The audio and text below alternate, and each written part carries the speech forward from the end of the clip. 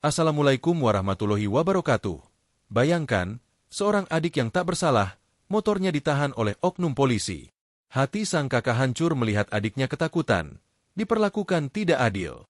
Namun, siapa sangka, di balik kesedihan itu, ada kekuatan tersembunyi yang siap mengguncang institusi? Namun sebelum kita mulai ke cerita ini, tuliskan dulu di kolom komentar, dari kota mana kalian menonton. Semoga yang like dan subscribe channel ini, dimudahkan urusannya, dilapangkan rezekinya, disehatkan badannya, dan dikabulkan hajat dunia akhirat oleh Allah Subhanahu wa Ta'ala. Amin ya Robbal Alami. Sekarang mari kita masuk ke ceritanya. Pagi itu, mentari sudah naik cukup tinggi. Cahayanya menembus tirai tipis di jendela kamar Dewi. Udara di luar terasa hangat, tanda hari akan berjalan seperti biasa. Dewi, seorang prajurit TNI aktif, sudah menyelesaikan rutinitas paginya. Ia baru saja selesai membersihkan rumah sederhana yang ia tinggali bersama adiknya, Rian. Rian, adik satu-satunya, adalah prioritas utama Dewi setelah tugas negaranya. Ia berusaha keras memberikan kehidupan yang layak bagi Rian, terutama setelah kedua orang tua mereka tiada beberapa tahun lalu. Dewi selalu mengajarkan Rian tentang kejujuran dan pentingnya mematuhi aturan. Ia percaya, dengan fondasi yang kuat, Rian akan tumbuh menjadi pemuda yang baik. Dewi sedang menyiram tanaman di halaman depan rumahnya, menikmati ketenangan pagi yang jarang ia dapatkan. Suara gemericik air membasahi dedaunan hijau, menciptakan melodi alami yang menenangkan. Pikirannya melayang, memikirkan jadwal pelatihannya minggu depan, dan bagaimana ia bisa menyempatkan diri untuk menemani Rian belajar. Tiba-tiba, suara dering ponsel memecah keheningan. Dewi menghela napas, sedikit terkejut, namun segera meraih ponselnya yang tergeletak di meja teras. Nama Rian terpampang di layar. Sebuah senyum tipis tersungging di bibirnya. Rian jarang sekali menelepon di jam-jam seperti ini. Biasanya ia akan mengirim pesan singkat. Halo, Rian. Ada apa, nak? Sapa Dewi lembut. Suaranya tenang dan penuh perhatian. Ia bisa mendengar sedikit kegaduhan di latar belakang, disusul dengan suara Rian yang terdengar panik dan sedikit tersendat. Kak Dewi, motor Rian ditilang. Kak, kata Rian, nadanya penuh keputusasaan. Ditahan di kantor polisi, Kak. Rian tidak tahu kenapa. Senyum di wajah Dewi langsung memudar. Alisnya bertaut. Ditilang? Kenapa? Apa kamu melanggar lalu lintas, Rian? Tanyanya, berusaha tetap tenang meskipun ada sedikit kekhawatiran yang mulai merayap di hatinya. Ia tahu Rian adalah pengendara yang cukup hati-hati, meskipun terkadang sedikit ceroboh. Tidak, Kak. Rian tidak melanggar apa-apa. Tadi Rian cuma lewat jalan itu, tiba-tiba dihentikan sama polisi. Jelas Rian, suaranya terdengar semakin cemas. Mereka bilang surat-surat Rian tidak lengkap, padahal Rian yakin semua lengkap.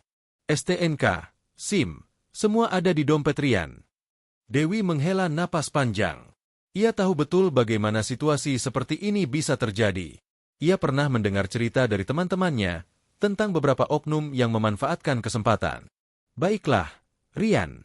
Sekarang kamu di mana? Masih di tempat kejadian? Tidak, Kak. Rian sudah di kantor polisi. Motornya sudah dibawa masuk ke halaman. Kak, Rian disuruh menunggu di sini. Jawab Rian, suaranya kini bercampur dengan isak tangis yang tertahan.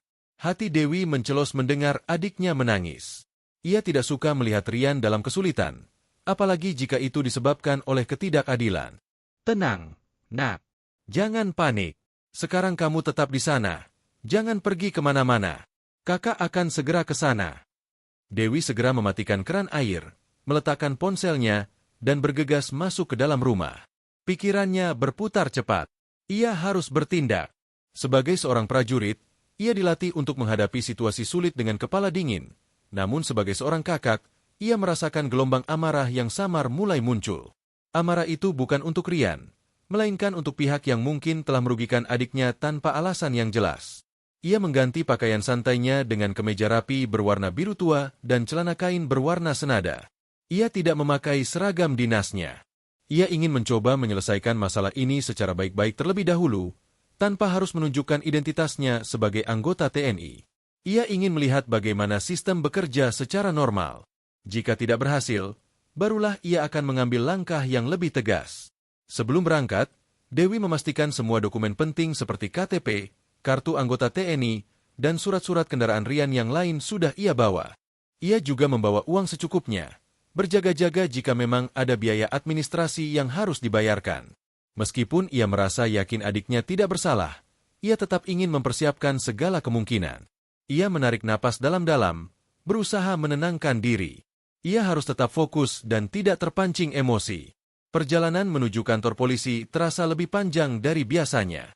Setiap tikungan, setiap lampu merah, seolah memperlambat langkahnya. Pikirannya terus memutar ulang percakapan dengan Rian. Ditahan tanpa alasan yang jelas. Kalimat itu terus terngiang di benaknya. Dewi tahu, di balik seragam dan sumpah tugas, ada saja oknum yang menyalahgunakan wewenang. Ia berharap, semoga kali ini adiknya tidak menjadi korban kesewenang-wenangan.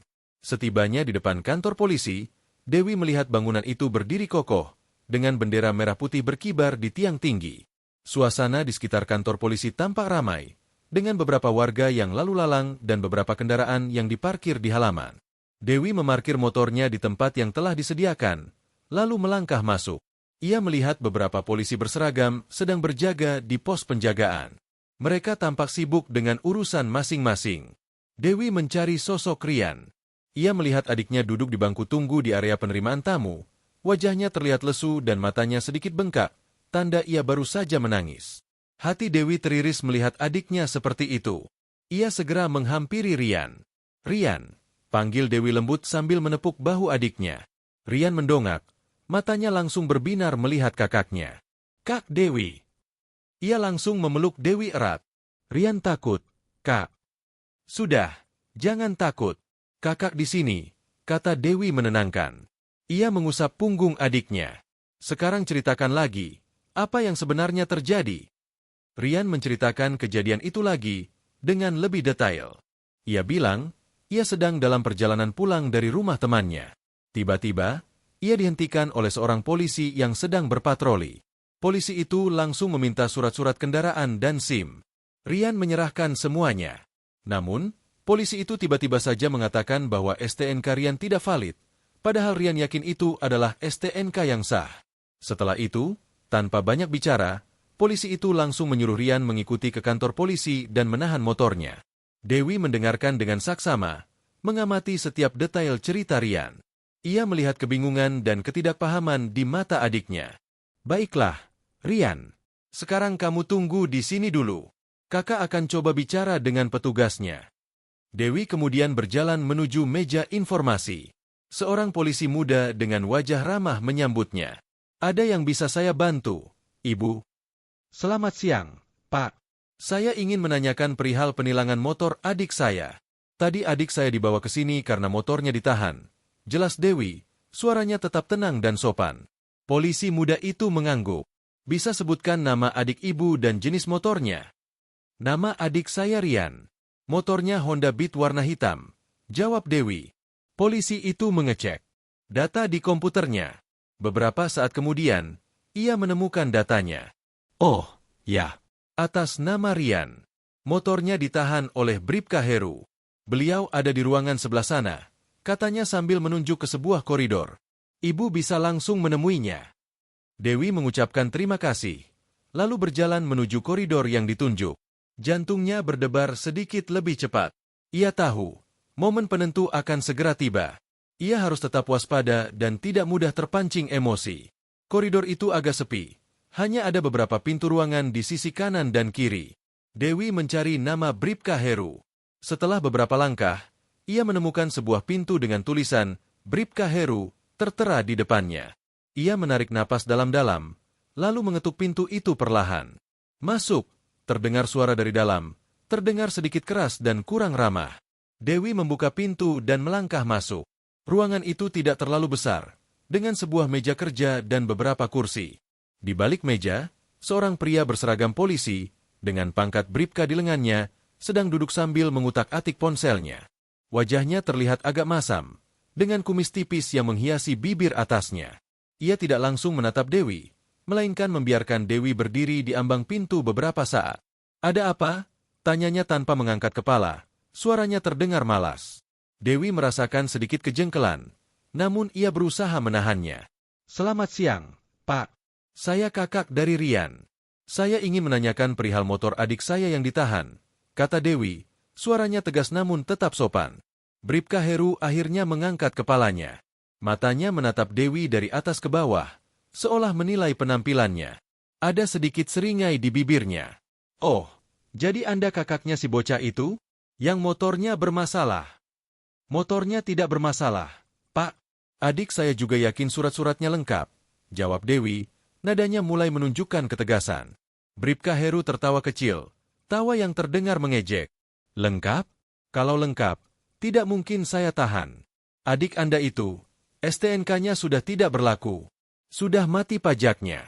Jadi, motor itu harus ditahan. Dewi merasa terkejut. Tidak mungkin, Pak. Adik saya selalu rutin membayar pajak. Saya sendiri yang kadang mengingatkannya. Ia mengeluarkan dompetnya dan menunjukkan STNK Rian yang ia bawa. Ini, Pak. Bisa Bapak lihat sendiri. Pajaknya baru saja diperpanjang bulan lalu.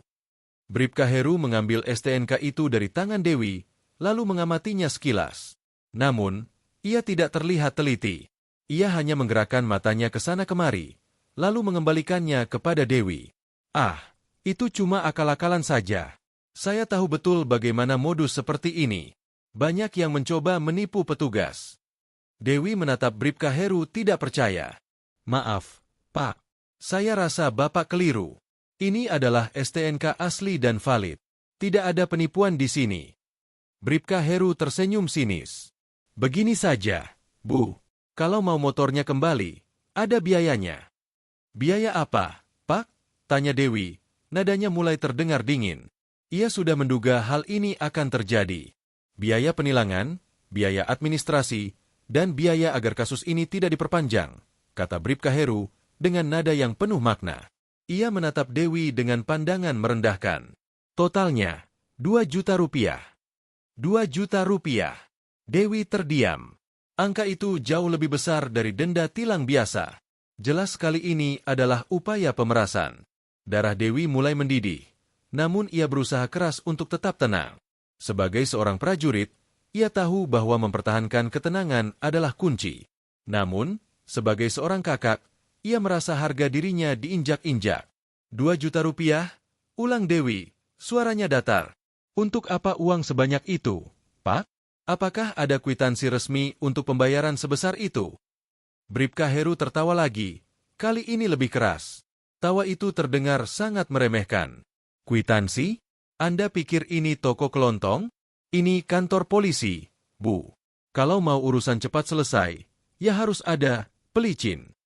Atau mau motornya tetap di sini sampai lebaran kuda? Dewi mengepalkan tangannya di samping tubuhnya. Ia merasakan setiap ototnya menegang. Ia sudah mencoba bersabar, mencoba mengikuti prosedur. Namun, sikap arogan dan permintaan uang tebusan ini sudah melewati batas. Ia menatap Bribka Heru dengan pandangan tajam. Saya tidak akan membayar uang yang tidak jelas peruntukannya, Pak. Adik saya tidak bersalah. Surat-suratnya lengkap. Bapak tidak punya dasar untuk menahan motornya. Wajah Bribka Heru langsung berubah. Senyum sinisnya menghilang, digantikan oleh raut marah. Heh, wanita, jangan banyak bicara. Saya ini petugas. Saya tahu apa yang saya lakukan. Kalau tidak mau bayar, ya sudah. Motornya tetap di sini. Dan jangan harap bisa keluar dengan mudah. Ia berdiri dari kursinya, berjalan mendekat ke arah Dewi. Tubuhnya yang lebih besar dari Dewi, membuat bayangannya menutupi sebagian tubuh Dewi. Bribka Heru menatap Dewi dengan tatapan merendahkan, seolah Dewi adalah makhluk rendahan yang tidak pantas berada di hadapannya. Kamu pikir siapa kamu? Berani membantah petugas di kantor saya? Dewi tidak gentar. Ia membalas tatapan Bribka Heru dengan sorot mata yang lebih tajam. Saya adalah warga negara yang mencari keadilan, Pak. Dan saya tidak akan membiarkan adik saya diperlakukan tidak adil. Keadilan? Hahaha. Bribka Heru tertawa hampa. Di sini, saya yang menentukan keadilan. Sekarang, keluar dari ruangan saya. Jangan buang-buang waktu saya. Bribka Heru mengangkat tangannya, lalu dengan kasar mendorong bahu Dewi. Dorongan itu cukup kuat, membuat Dewi sedikit terhuyung ke belakang. Namun, ia dengan cepat menyeimbangkan tubuhnya. Saat itulah, batas kesabaran Dewi benar-benar habis. Dorongan itu adalah pemicu. Sebagai seorang prajurit TNI, Ia dilatih untuk tidak membiarkan dirinya diremehkan, apalagi sampai disentuh secara fisik dengan kasar. Instingnya langsung mengambil alih. Dalam sepersekian detik, pikirannya bekerja sangat cepat. Ia telah mencoba cara yang baik, namun tidak diindahkan. Kini, ia harus menggunakan cara yang lain. Dengan gerakan yang sangat cepat dan terlatih, Dewi tidak membuang waktu. Tangannya bergerak seperti kilat, menangkap pergelangan tangan Bribka Heru yang tadi mendorongnya. Dalam satu sentakan kuat, ia memutar pergelangan tangan Bribka Heru ke belakang, lalu menarik lengannya ke atas, membuat tubuh Bribka Heru sedikit membungkuk karena rasa sakit yang tiba-tiba. "Aduh! Lepaskan!" Bribka Heru berteriak kaget. Wajahnya memerah menahan sakit. Ia tidak menyangka wanita di depannya ini akan bereaksi seperti itu. Dewi tidak mengacuhkan teriakannya. Dengan gerakan lanjutan yang halus namun mematikan, ia menekan titik saraf tertentu di lengan Bribka Heru, sekaligus mengunci posisi tubuhnya. Bribka Heru kini tidak bisa bergerak. Ia benar-benar terkejut dan kesakitan. "Jangan pernah lagi berani menyentuh saya, apalagi meremehkan saya," desis Dewi, suaranya rendah namun penuh ancaman. Matanya menyala, memancarkan kemarahan yang tertahan. Situasi di ruangan itu langsung berubah tegang. Bribka Heru, yang tadinya arogan dan meremehkan, kini tidak berdaya di tangan Dewi. Wajahnya pucat pasi, menahan rasa sakit dan malu. Ia mencoba memberontak, namun cengkraman Dewi terlalu kuat dan teknik yang digunakan Dewi terlalu sempurna. Siapa kamu sebenarnya?" Bribka Heru terbata-bata, napasnya terengah-engah. Dewi menatapnya lurus ke mata. Dengan gerakan tangan kirinya yang bebas, ia merogoh saku celananya, lalu mengeluarkan sesuatu. Sebuah kartu identitas. Ia menunjukkan kartu itu tepat di depan wajah Bribka Heru. "Saya," kata Dewi, suaranya kini lebih jelas dan lantang, "adalah prajurit 2 Dewi dari Kesatuan Komando Cadangan Strategis Angkatan Darat."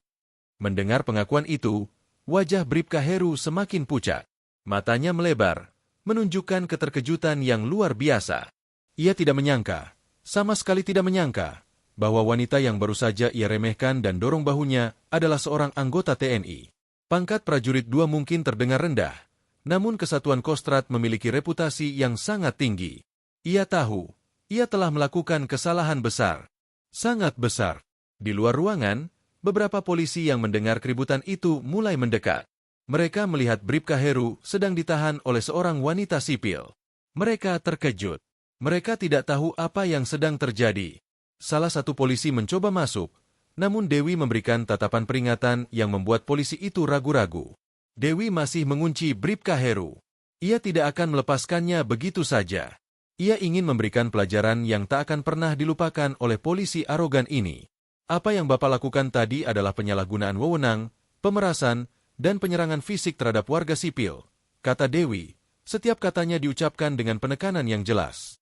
"Sebagai seorang aparat negara, seharusnya Bapak menjadi pelindung masyarakat, bukan malah menindasnya." Bribka Heru tidak bisa berkata-kata. Ia hanya bisa meringis kesakitan dan menahan malu. Ia tahu, karirnya bisa tamat jika masalah ini sampai dilaporkan ke atasannya, apalagi jika sampai ke institusi TNI. Polisi-polisi lain yang berada di luar ruangan kini sudah berkumpul. Mereka melihat Bribka Heru yang tidak berdaya, dan wanita yang memegang kartu identitas TNI di tangannya. Suasana di koridor itu menjadi sangat tegang. Para polisi lain saling berbisik, wajah mereka menunjukkan ekspresi ketakutan dan kebingungan. Mereka tidak tahu harus berbuat apa. Melawan seorang anggota TNI, apalagi dari kesatuan khusus seperti Kostrad, bukanlah pilihan yang bijak. Salah seorang polisi yang tampak paling senior, mungkin berpangkat inspektur, akhirnya memberanikan diri mendekat. "Ada apa ini, Bu? Pak Heru, ada apa?" tanyanya. Suaranya sedikit bergetar. Dewi melirik ke arah inspektur itu. Ia melepaskan cengkeramannya dari Bribka Heru, namun tidak sepenuhnya. Ia hanya melonggarkan sedikit, memastikan Bribka Heru tetap merasakan tekanan dan tidak bisa melarikan diri. Bribka Heru langsung terhuyung, mencoba memulihkan diri, namun ia tidak berani bergerak jauh dari Dewi. "Bapak Inspektur," kata Dewi, suaranya kini terdengar lebih tenang, namun tetap tegas.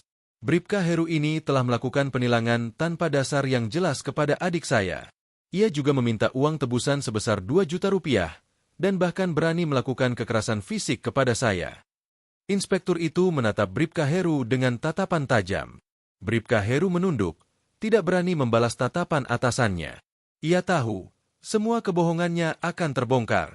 Inspektur itu kemudian menatap kartu identitas TNI di tangan Dewi. Matanya membelalak. Ia segera menyadari tingkat keseriusan masalah ini. "Maafkan kami, Bu," kata inspektur itu. Suaranya kini penuh penyesalan dan ketakutan.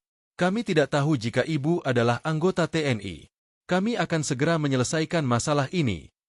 "Saya datang ke sini sebagai warga negara biasa, Pak," potong Dewi. "Saya ingin melihat bagaimana prosedur hukum berjalan dengan benar. Namun, yang saya dapatkan justru perlakuan arogan dan pemerasan." Inspektur itu mengangguk-angguk. Wajahnya terlihat sangat khawatir. Ia tahu, jika masalah ini sampai ke telinga pimpinan, atau bahkan sampai ke institusi TNI, akan ada konsekuensi serius. "Mohon maaf yang sebesar-besarnya, Bu. Kami akan segera mengembalikan motor adik Ibu. Dan untuk Bribka Heru, kami akan menindaklanjutinya secara internal." Dewi menatap Bribka Heru lagi. Polisi arogan itu kini terlihat sangat kecil dan tidak berdaya. Ia tidak lagi menunjukkan kesombongan yang tadi ia pamerkan. Wajahnya kini hanya menunjukkan ketakutan dan rasa malu yang mendalam. "Saya harap, tindakan Bapak Inspektur ini bukan hanya sekedar janji manis," kata Dewi, suaranya penuh peringatan.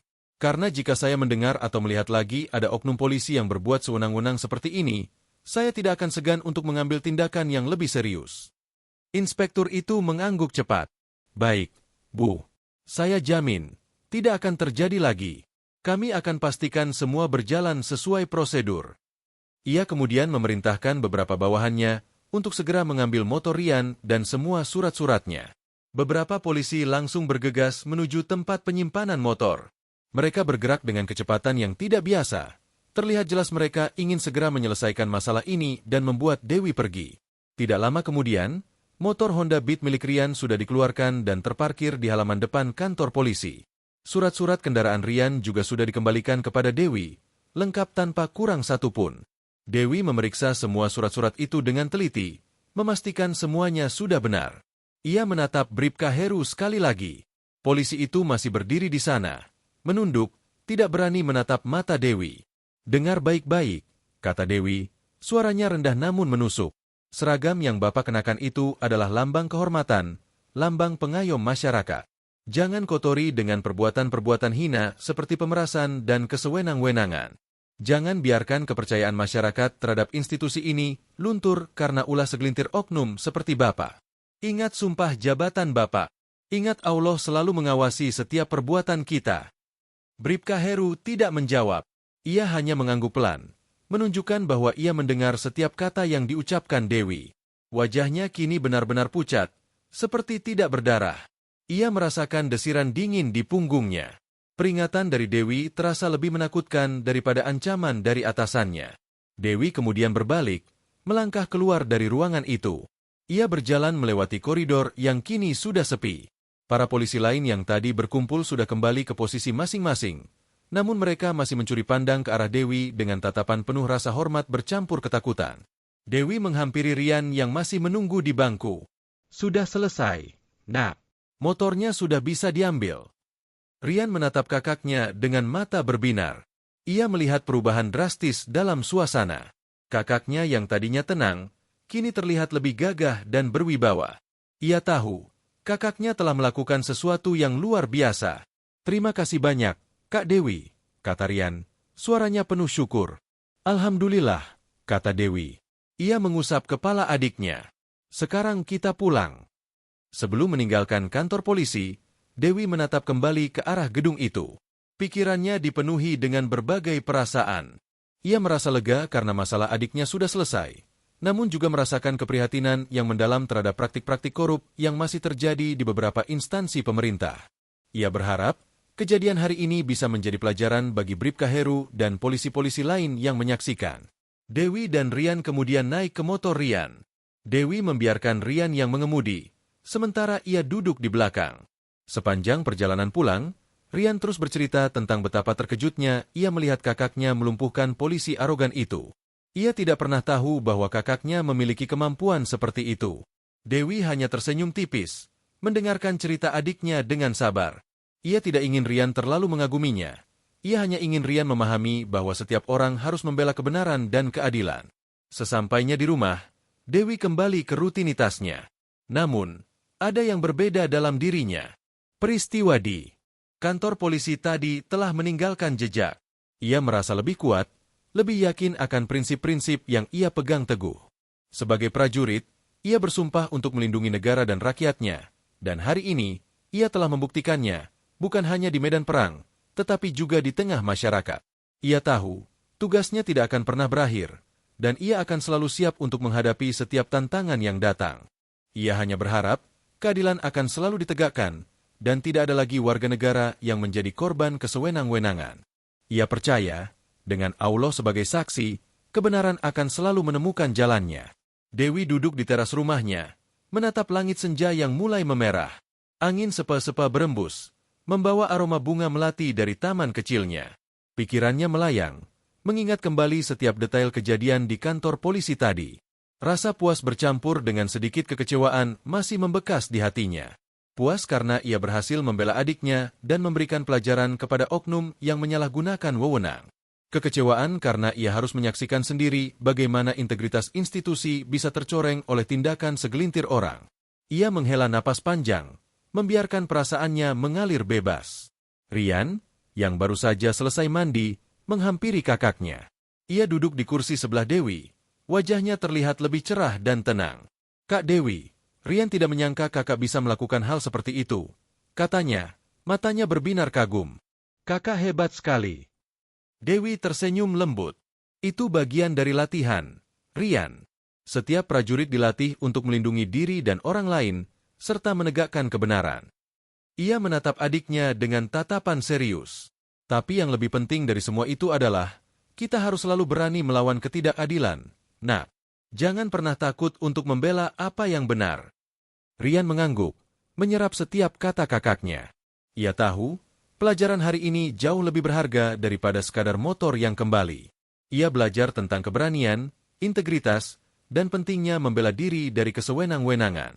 "Tapi Kak," Rian melanjutkan, "apa polisi itu tidak akan mencari kakak lagi? Atau membalas dendam?" Ada sedikit kekhawatiran di suaranya. Dewi menggelengkan kepala. "Tidak akan, Rian. Mereka tidak akan berani. Mereka tahu konsekuensi dari tindakan mereka. Apalagi setelah mereka tahu siapa kakak sebenarnya. Mereka akan berpikir 2 kali sebelum melakukan hal serupa." Ia menjeda sebentar, lalu melanjutkan. "Yang terpenting, kita sudah menunjukkan bahwa kita tidak bisa diremehkan. Kita tidak akan membiarkan diri kita ditindas." Dewi kemudian bangkit dari kursinya. "Sudah, jangan terlalu dipikirkan lagi. Sekarang kita harus menyiapkan makan malam. Kamu lapar, kan?" Rian tersenyum lebar. "Lapar sekali, Kak." Mereka berdua masuk ke dapur. Dewi mulai menyiapkan bahan-bahan untuk makan malam, sementara Rian membantunya mengupas bawang dan memotong sayuran. Suasana di dapur kembali hangat, seperti sedia kala. Namun, di balik tawa dan obrolan ringan, ada perubahan yang tak terlihat di dalam diri Rian. Ia kini melihat kakaknya bukan hanya sebagai seorang kakak yang penyayang, tetapi juga sebagai seorang pahlawan, seorang pelindung yang tangguh. Malam itu, setelah makan malam dan sholat Isya, Dewi dan Rian duduk di ruang keluarga, menonton televisi. Namun, pikiran Dewi masih sesekali kembali ke kejadian di kantor polisi. Ia memikirkan Bribka Heru. Apakah polisi itu akan benar-benar berubah? Ataukah ia hanya akan mencari cara lain untuk melancarkan aksinya? Dewi berharap, demi kebaikan institusi kepolisian dan masyarakat, Bribka Heru akan merenungkan perbuatannya dan menjadi pribadi yang lebih baik. Sebagai seorang prajurit, Dewi percaya pada disiplin dan ketaatan pada aturan. Ia juga percaya pada pentingnya menjaga nama baik institusi. Ia tahu, satu oknum yang menyimpang bisa mencoreng nama baik seluruh korps. Oleh karena itu, ia merasa terpanggil untuk bertindak tegas ketika melihat penyalahgunaan wewenang di depan matanya. Ia tidak melakukannya karena ingin pamer kekuatan, melainkan karena rasa tanggung jawab dan keadilan yang tertanam kuat dalam dirinya. Ia juga memikirkan adiknya, Rian. Peristiwa hari ini pasti akan menjadi pengalaman berharga bagi Rian. Ia berharap Rian tidak akan menjadi trauma, melainkan belajar untuk lebih berhati-hati dan lebih berani dalam menghadapi situasi sulit. Dewi tahu, ia tidak akan selalu ada di sisi Rian untuk melindunginya. Rian harus belajar untuk berdiri di atas kakinya sendiri dan membela dirinya sendiri dengan cara yang benar. Keesokan harinya, Dewi kembali menjalani rutinitasnya sebagai anggota TNI. Pagi-pagi sekali ia sudah bangun, memakai seragam dinasnya, dan bersiap untuk berangkat ke markas. Ia melihat Rian masih pulas tidur di kamarnya. Ia tersenyum tipis. Rian terlihat sangat damai. Dewi menghela napas. Ia bersyukur Allah masih memberinya kesempatan untuk menjaga adiknya. Sebelum berangkat, Dewi menuliskan sebuah catatan kecil untuk Rian, mengingatkannya untuk sarapan dan menjaga rumah. Ia meletakkan catatan itu di meja makan, lalu melangkah keluar. Udara pagi terasa segar, dan embun masih membasahi dedaunan. Ia menghirup udara dalam-dalam, merasakan semangat baru mengalir dalam dirinya. Di markas, Dewi seperti biasa, menjalani pelatihan fisik yang berat. Ia berlari, melompat, dan melakukan berbagai gerakan bela diri. Setiap gerakan yang ia lakukan, setiap keringat yang menetes, mengingatkannya pada tujuan utamanya, menjadi prajurit yang tangguh dan berintegritas. Ia tahu, kemampuannya tidak hanya untuk membela negara dari musuh-musuh di luar, tetapi juga untuk menjaga keadilan di dalam negeri. Ia adalah bagian dari sistem pertahanan yang lebih besar, dan ia memiliki tanggung jawab besar di pundaknya. Selama pelatihan, Dewi sesekali memikirkan Bribka Heru. Ia bertanya-tanya, bagaimana nasib polisi itu setelah kejadian kemarin? Apakah inspektur itu benar-benar menindaklanjutinya? Atau apakah ia hanya akan memberikan sanksi ringan? Dewi berharap, setidaknya ada perubahan positif yang terjadi. Ia tidak ingin melihat kejadian serupa terulang lagi, baik kepada adiknya maupun kepada warga negara lainnya. Dewi juga memikirkan rekan-rekan sesama aparat. Ia tahu, sebagian besar dari mereka adalah orang-orang baik yang berdedikasi tinggi. Namun, keberadaan satu atau dua oknum bisa merusak citra seluruh institusi. Oleh karena itu, ia merasa penting untuk selalu mengingatkan dan memberikan contoh yang baik. Jika setiap aparat bisa menjalankan tugasnya dengan jujur dan profesional, maka kepercayaan masyarakat akan kembali pulih. Beberapa hari berlalu, Rian kembali beraktivitas seperti biasa, pergi kuliah dan berkumpul dengan teman-temannya. Ia tidak lagi terlihat cemas atau takut. Bahkan, ia terlihat lebih percaya diri. Dewi melihat perubahan positif ini dengan rasa syukur. Ia tahu, pengalaman pahit di kantor polisi itu telah membentuk Rian menjadi pribadi yang lebih kuat. Suatu sore, saat Dewi sedang pulang dari markas, ia melihat Rian sedang memperbaiki motornya di halaman rumah. Motor yang sempat ditahan itu kini terlihat bersih dan terawat. Rian melambaikan tangan ke arah Dewi. Senyum lebar terukir di wajahnya. Kak Dewi, motornya sudah beres. Tadi Rian ganti oli dan cek remnya, kata Rian penuh semangat. Dewi tersenyum. Bagus, nak. Jadi kamu bisa lebih aman saat berkendara. Ia menghampiri Rian, mengamati motor itu. Bagaimana perasaanmu sekarang? Sudah tidak trauma lagi? Rian menggelengkan kepala. Tidak, Kak. Rian malah jadi lebih berhati-hati sekarang. Dan Rian jadi lebih berani. Rian, tahu, kakak selalu ada untuk Rian, tapi Rian juga harus bisa menjaga diri sendiri. Hati Dewi menghangat mendengar perkataan adiknya. Ia tahu, pesannya telah sampai. Rian telah belajar. Itu baru adik kakak, kata Dewi sambil menepuk bahu Rian. Ingat, keberanian itu bukan berarti tidak punya rasa takut, tapi berani menghadapi rasa takut itu sendiri. Mereka berdua kemudian masuk ke dalam rumah. Dewi menyiapkan teh hangat, sementara Rian bercerita tentang aktivitas kuliahnya. Suasana rumah terasa damai dan penuh kasih sayang. Dewi bersyukur atas kehidupan yang ia miliki, meskipun terkadang ada tantangan yang harus dihadapi. Ia percaya, setiap tantangan akan membuat mereka menjadi lebih kuat. Beberapa minggu kemudian, Dewi menerima kabar dari seorang teman polisi. Temannya bercerita bahwa Bribka Heru telah dimutasi ke daerah terpencil, dan pangkatnya diturunkan. Ia juga menghadapi pemeriksaan internal yang ketat. Mendengar kabar itu, Dewi tidak merasa senang, namun juga tidak menyesal. Ia tahu, itu adalah konsekuensi dari perbuatan Bribka Heru. Ia berharap, mutasi dan sanksi itu bisa menjadi pelajaran berharga bagi Bribka Heru, agar ia bisa memperbaiki diri dan kembali menjadi polisi yang jujur dan berintegritas. Dewi tidak pernah menceritakan kabar itu kepada Rian. Ia tidak ingin adiknya terlalu fokus pada hukuman orang lain. Ia ingin Rian lebih fokus pada masa depannya sendiri, pada pelajaran yang telah ia dapatkan, dan pada bagaimana ia bisa menjadi pribadi yang lebih baik. Dewi terus menjalani hidupnya sebagai seorang prajurit TNI dengan disiplin dan integritas yang tinggi. Ia selalu berusaha menjadi contoh yang baik, baik di lingkungan militer maupun di tengah masyarakat. Ia percaya, setiap tindakan kecil yang dilakukan dengan benar bisa membawa dampak besar.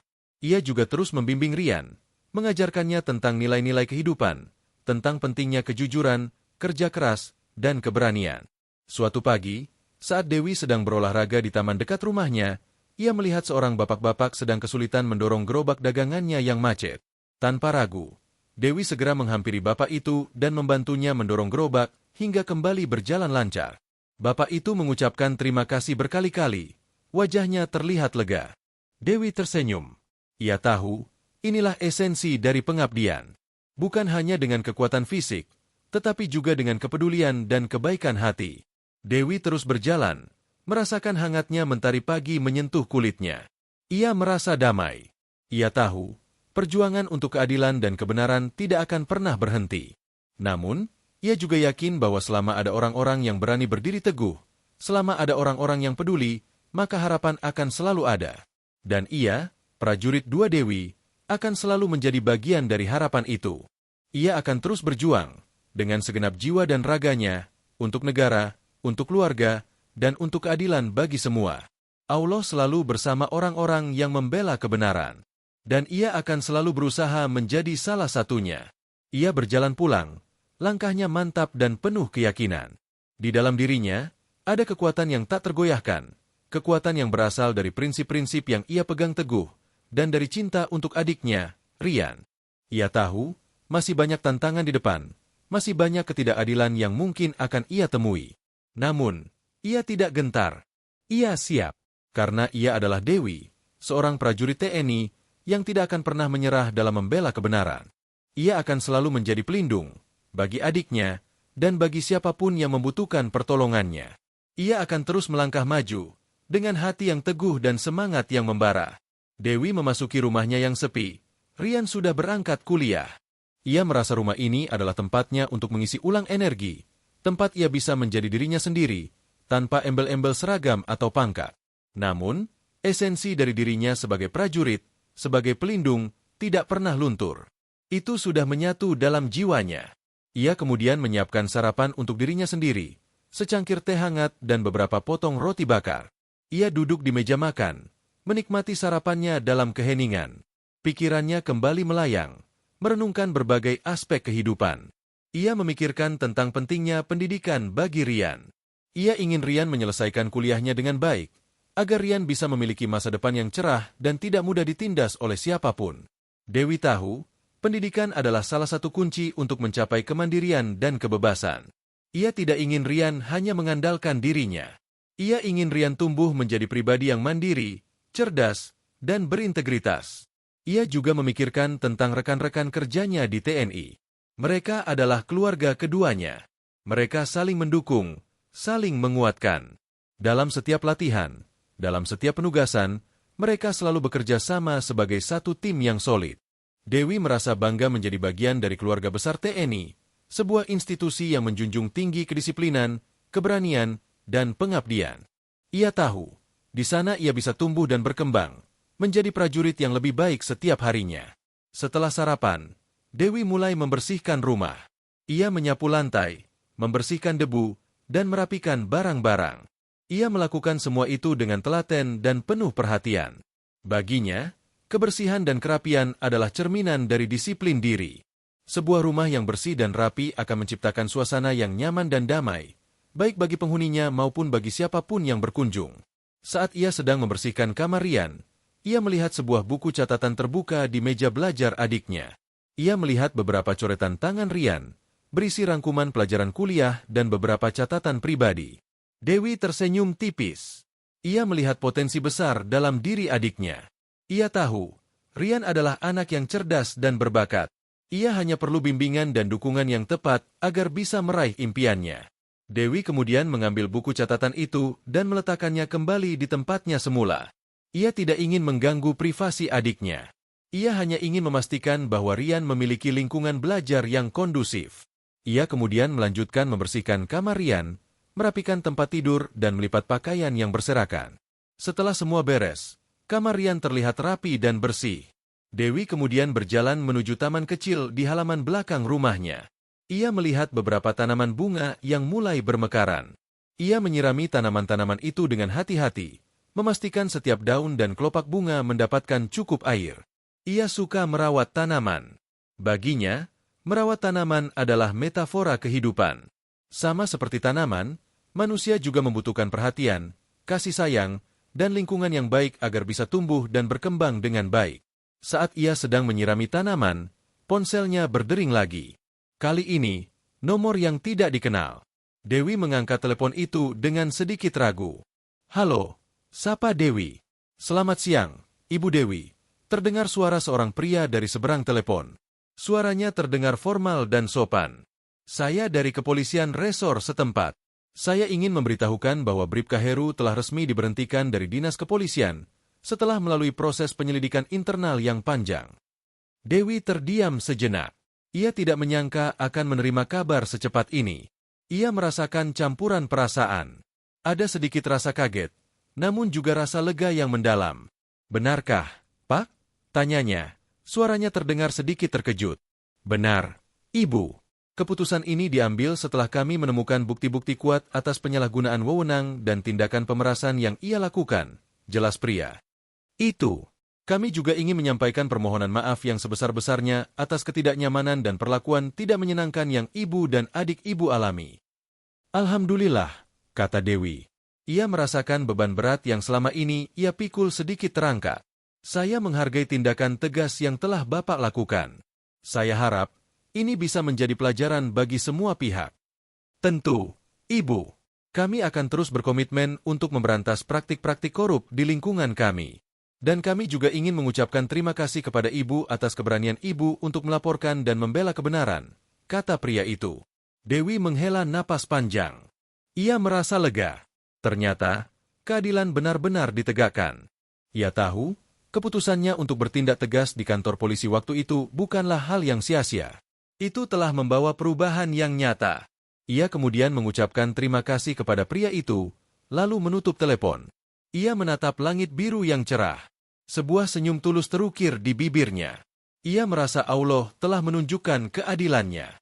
Ia merasa bangga atas apa yang telah ia lakukan. Bukan untuk dirinya sendiri, tetapi untuk kebaikan yang lebih besar. Untuk institusi kepolisian, agar bisa kembali bersih dan dipercaya masyarakat. Dan untuk masyarakat, agar mereka tidak lagi takut untuk mencari keadilan. Dewi kemudian melanjutkan aktivitasnya di taman. Namun, kini dengan hati yang lebih ringan dan pikiran yang lebih tenang. Ia tahu, perjuangannya belum selesai. Akan selalu ada tantangan baru. Akan selalu ada ketidakadilan yang harus dilawan. Namun, ia tidak akan pernah menyerah. Ia akan terus berdiri tegak, dengan prinsip-prinsip yang ia pegang teguh, dan dengan semangat pengabdian yang tak pernah padam. Ia adalah prajurit 2 Dewi, seorang anggota TNI yang tangguh, berintegritas, dan selalu siap membela kebenaran. Ia akan terus melangkah maju, membawa harapan, dan menjadi inspirasi bagi banyak orang. Ia percaya, dengan Allah sebagai penuntun, ia akan selalu berada di jalan yang benar. Dan ia akan terus berjuang, bukan hanya untuk dirinya sendiri, tetapi untuk seluruh bangsa dan negara. Sore harinya, ketika Rian pulang dari kuliah, ia melihat Dewi sedang duduk di teras, membaca buku. Rian menghampiri kakaknya. Wajahnya terlihat lelah namun tetap ceria. "Kak Dewi, Rian pulang," sapanya. "Alhamdulillah, sudah pulang, Nak," kata Dewi, menutup bukunya. "Bagaimana kuliahmu hari ini?"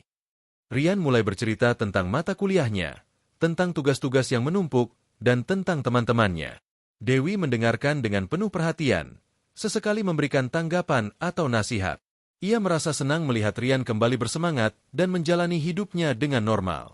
Di tengah obrolan mereka, Rian tiba-tiba teringat sesuatu. "Oh ya, Kak, tadi Rian dengar kabar dari teman Rian yang kebetulan punya kenalan di kepolisian. Katanya, polisi yang kemarin menilang Rian itu, Bribka Heru, sudah dipecat, Kak, dan dimutasi ke daerah terpencil." Dewi menatap Rian. Ia tidak menyangka Rian akan mendengar kabar itu. "Benarkah?" tanyanya, pura-pura terkejut. Rian mengangguk. Iya, Kak. Katanya karena kasus penyalahgunaan wewenang dan pemerasan. Wah, Kakak hebat sekali. Bisa membuat polisi seperti itu dipecat. Dewi tersenyum tipis. Bukan Kakak yang membuat ia dipecat, Rian. Tapi perbuatannya sendiri. Setiap orang akan memanen apa yang ia tanam. Jika ia menanam kebaikan, ia akan memanen kebaikan. Jika ia menanam keburukan, ia akan memanen keburukan. Rian mengangguk-angguk, mencerna perkataan kakaknya. Berarti, keadilan itu memang ada ya, Kak? Tentu saja ada, Nak. Keadilan itu selalu ada, meskipun terkadang jalannya berliku dan tidak mudah ditemukan, jawab Dewi. Kita hanya perlu berani untuk mencarinya, dan berani untuk memperjuangkannya. Dewi kemudian mengusap kepala adiknya. Yang terpenting sekarang, kamu harus tetap fokus pada kuliahmu. Jadilah orang yang berilmu dan berintegritas. Dengan begitu, kamu tidak akan mudah ditindas, dan kamu juga bisa menjadi pelindung bagi orang lain. Rian menatap kakaknya dengan mata penuh kekaguman. Rian akan berusaha, Kak. Rian ingin menjadi seperti kakak. Hati Dewi menghangat mendengar perkataan adiknya. Ia tahu, ia telah berhasil menanamkan nilai-nilai kebaikan dan keberanian dalam diri Rian. Itu adalah hadiah terbesar baginya. Ia merasa bangga menjadi seorang kakak bagi Rian. Malam itu, Dewi kembali tidur dengan nyenyak. Ia merasa damai. Ia tahu, ia telah melakukan yang terbaik yang bisa ia lakukan.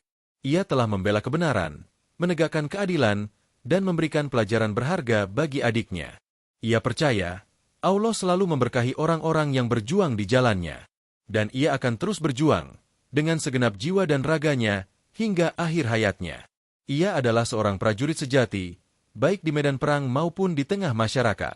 Ia adalah Dewi, pelindung bagi yang lemah, dan penegak keadilan bagi yang tertindas.